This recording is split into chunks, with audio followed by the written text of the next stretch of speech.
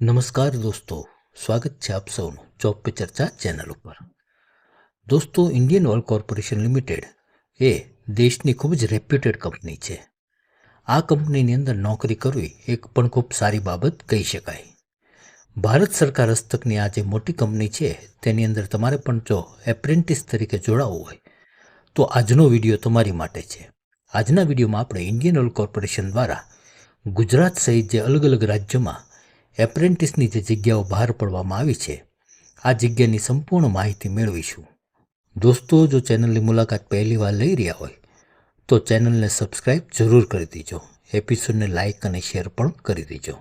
હવે તમે દોસ્તો અહીં જોઈ શકો છો કે ઇન્ડિયન ઓઇલ કોર્પોરેશન દ્વારા અલગ અલગ રાજ્યોમાં જે અલગ અલગ એપ્રેન્ટિસની જગ્યાઓ છે તેની ભરતી માટે હાલમાં નોટિફિકેશન પ્રસિદ્ધ થયેલ છે. હવે આપણે અહીં જગ્યાની માહિતી જોઈએ તો તમે સ્ક્રીન ઉપર જોઈ શકો છો કે અલગ અલગ જે રાજ્યો છે જેમ કે દિલ્હી છે, હરિયાણા છે, ત્યારબાદ પંજાબ છે, હિમાચલ પ્રદેશ છે, એ ઉપરાંત ચંડીગઢ, રાજસ્થાન, જમ્મુ કાશ્મીર, ઉત્તર પ્રદેશ, બિહાર, ઉત્તરાખંડ, ઓડિશા, આ રીતે અલગ અલગ રાજ્યોમાં ટ્રેડ એપ્રેન્ટિસ, ટેકનિશિયન એપ્રેન્ટિસની ભરતી થઈ રહી છે. ખાસ તો આપણે જે ગુજરાતના ઉમેદવારો છે તેમને ગુજરાતમાં હાલમાં કેટલી વેકેન્સી પર ભરતી થઈ રહી છે તેની માહિતી જોઈતી હોય છે. તો ગુજરાતની જે વેકેન્સી છે તેની માહિતી તમે સ્ક્રીન ઉપર જોઈ શકો છો. અહીં જે ગુજરાત છે તો ગુજરાતમાં અહીં જે technician apprentice mechanical, technician apprentice electrical, technician apprentice instrumentation તેમજ technician apprentice civil, technician apprentice electrical and electronics, technician apprentice electronics, તેની કુલ 30 જગ્યાઓ પર ભરતી થઈ રહી છે.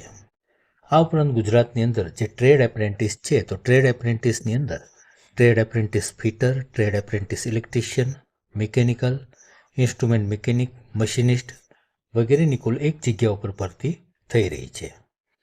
તેમજ જે ગ્રેજ્યુએટ એપ્રેન્ટિસ છે તો ગ્રેજ્યુએટ એપ્રેન્ટિસની કુલ 60 જગ્યાઓ ઉપર ભરતી થઈ રહી છે.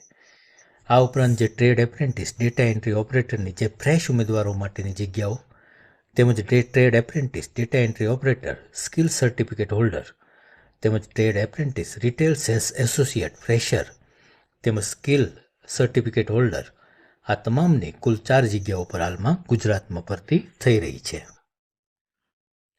અન્ય જે રાજ્યો છે તેમાં કેટલી જગ્યાઓ પર ભરતી થઈ રહી છે તેની માહિતી પણ તમે સ્ક્રીન ઉપર જોઈ શકો છો. હવે જે આ અલગ અલગ જે trade apprentice, technician apprentice, graduate apprentice તેની જે જગ્યા ઉપર ભરતી થઈ રહી છે તેની માટે કોણ અરજી કરી શકે તેની આપણે માહિતી મેળવીએ તો અહીં જે trade apprentice fitter, trade apprentice electrician, trade apprentice electronic mechanic, trade apprentice instrument mechanic તેમજ ટ્રેડ એપ્રેન્ટિસ મશીનિસ્ટ, આ જે ટ્રેડ એપ્રેન્ટિસની અલગ અલગ ટ્રેડની જગ્યાઓ છે તેની માટે ઉમેદવારે ધોરણ 10 પાસ કરેલું હોવું જોઈએ. તેમજ જે જગ્યા સંબંધિત ટ્રેડ છે તેની અંદર ઉમેદવારે આઈટીઆઈની લાયકાત મેળવેલ હોવી જોઈએ, એટલે કે આઈટીઆઈનો સંબંધિત ટ્રેડમાં કોર્સ કરેલો હોવો જોઈએ.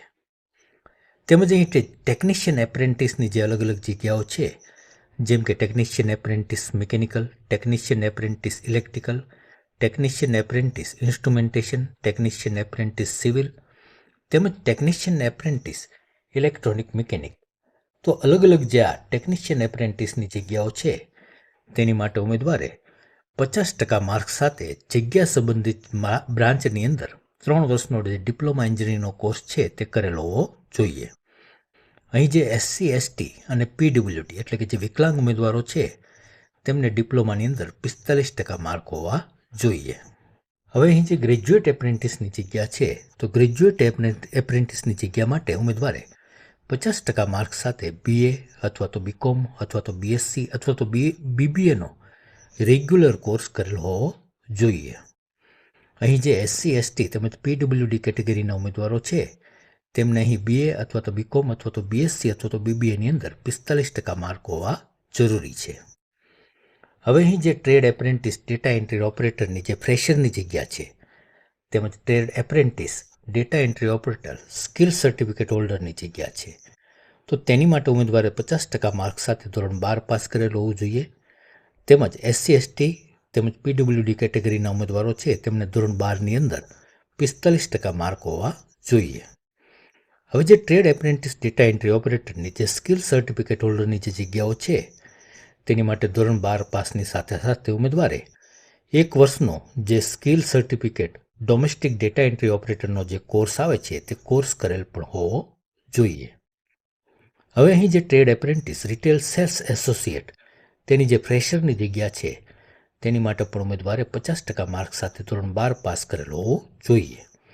આ માટે પણ SC ST PWD કેટેગરીના ઉમેદવારો છે તેમને ધોરણ 12ની અંદર 45% માર્ક હોવા જોઈએ. હવે જે trade apprentice retail sales associate તેની જે સ્કિલ સર્ટિફિકેટ હોલ્ડરની જગ્યા છે તેની માટે ઉમેદવારે 50% સાથે ધોરણ 12 પાસ પણ કરેલો હોવો જોઈએ. તેમજ રિટેલ ટ્રેની એસોસિએટનો જે સ્કિલ સર્ટિફિકેટ જે કોર્સ છે 1 વર્ષનો તે કોર્સ પણ કરેલો હોવો જોઈએ. હવે દોસ્તો બીજું એક ખાસ કે અહીં જે પણ આ એપ્રેન્ટિસની ભરતી થઈ રહી છે તેની માટે ઉમેદવારે ફૂલ ટાઈમ રેગ્યુલર કોર્સ કરેલો હોવો જોઈએ. કોઈ ઉમેદવાર જો ડિસ્ટન્સ લર્નિંગથી એટલે કે ઘેર બેઠા કોર્સ કરેલ છે તો તેવા ઉમેદવારો અહીં અરજી કરી શકશે નહીં. તો આ બાબત તમારે ખાસ ધ્યાનમાં રાખવી. અહીં જે એપ્રેન્ટિસની તાલીમ છે તે એપ્રેન્ટિસની તાલીમ ઉમેદવારે 1 વર્ષ એટલે કે 12 માસની તાલીમ અહીં મેળવવાની રહેશે. અહીં જો કોઈ ઉમેદવારે હાયર ક્વોલિફિકેશન એટલે કે BA કરેલું હોય અથવા તો MBA કર્યું હોય, MCA કર્યું હોય, CA કર્યું હોય અથવા તો ICWA અથવા તો LLB આ રીતે હાયર એજ્યુકેશન ઉમેદવારે જો મેળવેલી છે તો તેવા ઉમેદવારો અહીં અરજી કરી શકશે નહીં. તો આ પણ એક બાબત ખાસ ધ્યાનમાં રાખવી.